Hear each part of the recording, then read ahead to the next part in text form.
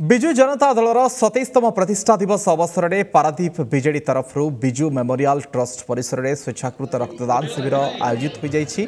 स्वेच्छाकृत रक्तदान शिविर में 200 यूनिट रक्त संग्रह कर लक्ष्य रखा पारादीप नगर बीजेडी सभापति तथा पौराध्यक्ष बसंत कुमार विश्वाल। रक्तदान जीवनदान से परिप्रेक्षी में पारादीप बीजेडी तरफ दलर प्रतिष्ठा दिवस अवसर में समस्त कर्मी माने स्वेच्छाकृत भाव में रक्तदान करने सहित राज्यर रक्त भंडार को समृद्ध करने को निवेदन करिसेंती पारादीप नगर बीजेडी सभापति तथा पौराध्यक्ष बसंत विश्वाल। आमर विजु जनता दल 26 वर्ष पूर्ति उपलक्षे 27 वर्ष पदार्पण करुच्ची। माननीय मुख्यमंत्री के निर्देश क्रमे विजु जनता दल तरफ आज रक्तदान शिविर आयोजन कर विजु जनता दल महिला जनता दल छात्र जनता दल सब शाखा आज जमी जन्मदिन भाया पालन कर रक्त दे समाज में सेवा मनोवृत्ति रखुच्च।